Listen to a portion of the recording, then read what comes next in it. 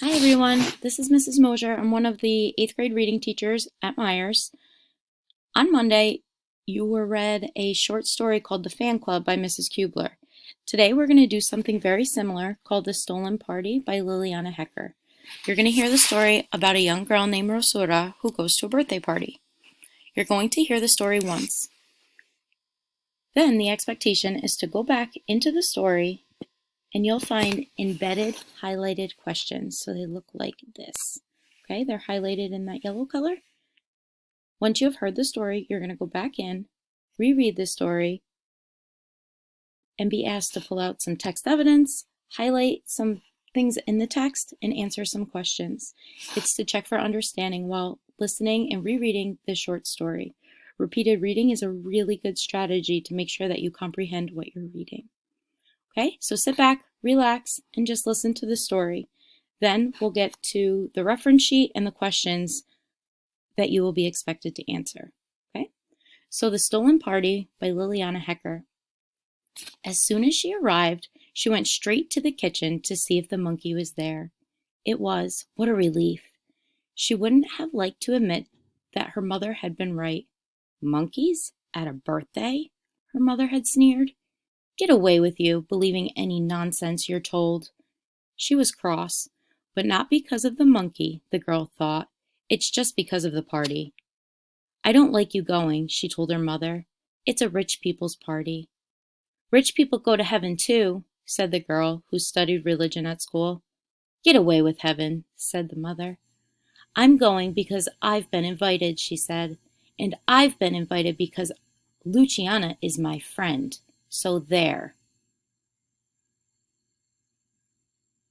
Ah, yes, your friend, her mother grumbled. She paused. Listen, Rosura, she said at last. That one's not your friend. You know what you are to them? The maid's daughter. That's what. Rosura blinked hard. She wasn't going to cry. Then she yelled, Shut up! You know anything about being friends? Every afternoon, she used to go to Luciana's house, and they would both finish their homework while Rosura's mother did the cleaning. They had their tea in the kitchen, and they told each other secrets. Rosura loved everything in the big house, and she also loved the people who lived there. If you're following along, we're at the top of page 2. I'm going because it will be the most lovely party in the whole world. Luciana told me it would. There will be a magician, and he will bring a monkey and everything.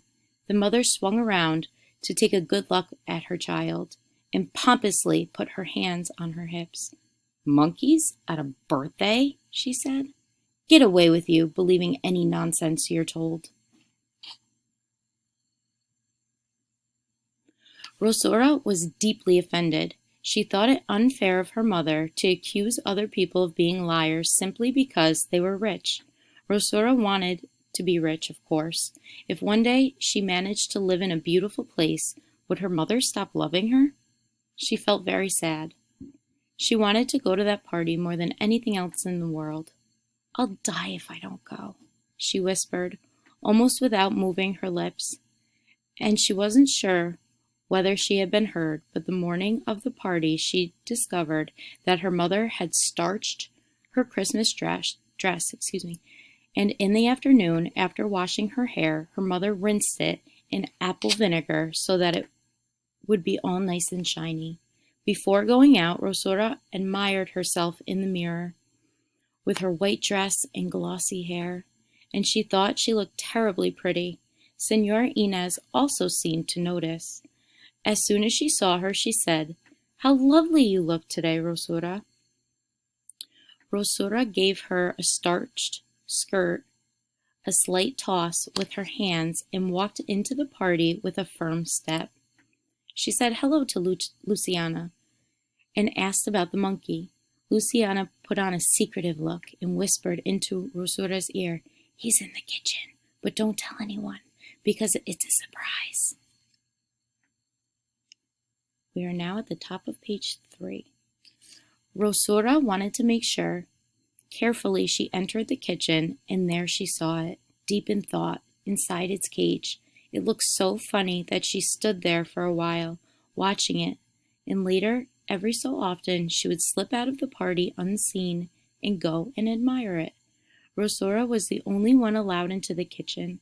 Señora Inez had said, "You."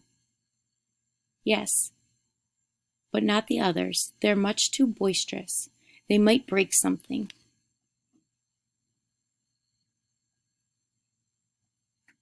Rosaura had never broken anything. She even managed the jug of orange juice, carrying it from the kitchen into the dining room. She held it carefully and didn't spill a single drop. And Señora Inez had said, "Are you sure you can manage a jug as big as that?" Of course she could manage. She wasn't a Butterfingers like the others, like the blonde girl with the bow in her hair. As soon as she saw Rosaura, the girl with the bow had said, "And you? Who are you?" "I'm a friend of Luciana," said Rosaura. "No," said the girl with the bow. "You are not a friend of Luciana, because I'm her cousin, and I know all of her friends, and I don't know you." "So what?" said Rosaura. "I come here every afternoon with my mother, and we do our homework together." Top of page 4. "You and your mother do your homework together?" asked the girl, laughing. "I and Luciana do our homework together," said Rosaura very seriously. The girl with the bow shrugged her shoulders. "That's not being friends," she said. "Do you go to school together?" "No." "So where do you know her from?" said the girl, getting impatient.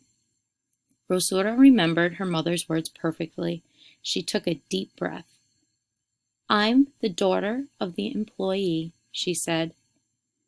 Her mother had said very clearly, if someone asks, you say you're the daughter of the employee. That's all. She also told her to add, "and proud of it." But Rosaura thought that in her life would she dare say something of the sort. "What employee?" said the girl with the bow. "Employee in a shop?" "No," said Rosaura angrily. "My mother doesn't sell anything in any shop, so there." "So how come she's an employee?" said the girl with the bow. Just then, Señora Inez arrived, saying "shh, shh," and asked Rosaura if she wouldn't mind helping serve out the hot dogs, as she knew the house so much better than the others. "See," said Rosaura to the girl with the bow. And when no one was looking, she kicked her shin. Apart from the girl with the bow, all the others were delightful. The one she liked best was Luciana, with her golden birthday crown. And then the boys. The top of page 5. Rosaura won the sack race, and nobody managed to catch her when they played tag. When they split into 2 teams to play charades, all the boys wanted her for their side. Rosaura felt she had never been so happy in all her life. But the best was still to come. The best came after Luciana blew out the candles. First the cake. Señora Inez had asked her to help pass the cake around, and Rosaura had enjoyed the task immensely because everyone called out to her, shouting, "Me, me!" Rosaura remembered in a story which there was a queen who had the power of life or death over her subjects. She had always loved that, having the power of life or death.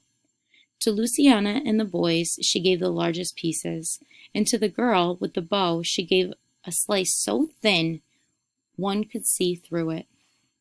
After the cake came the magician, tall and bony, with a fine red cape, a true magician.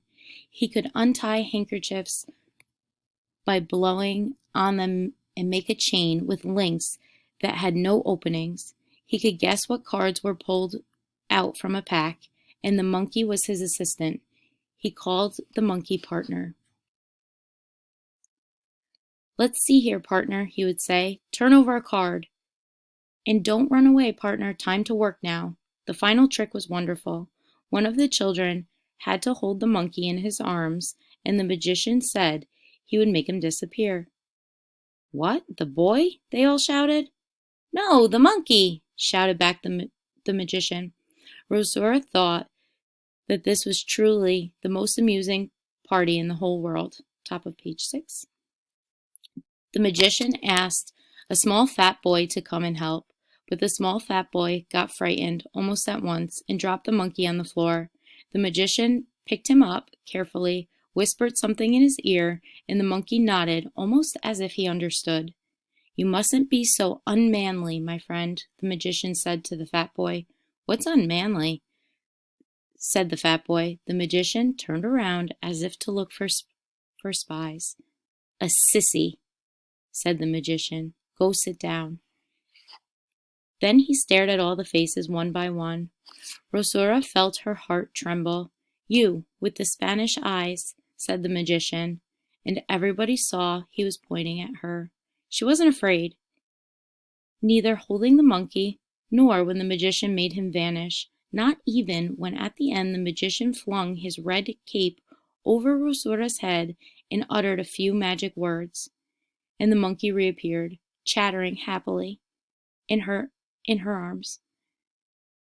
The children clapped furiously, and before Rosora returned to her seat, the magician said, "Thank you very much, my little countess." She was so pleased with the compliment that a while later, when her mother came to fetch her, that was the first thing she told her. "I helped the magician, and he said to me, 'Thank you very much, my little countess.'" It was strange, because up to then Rosora had thought that she was angry with her mother. All along, Rosora had imagined that she would say to her, "See that monkey?" wasn't a lie, but instead she was so thrilled that she told her mother all about the wonderful magician. Sorry guys, I keep doing that. Okay, that was the bottom of page 6. I only have 3 minutes left to record, so I'm going to start a new video. You're going to pick up at the top of page 7 with this paragraph that says her mother tapped her. Okay, so tune in to the next YouTube video.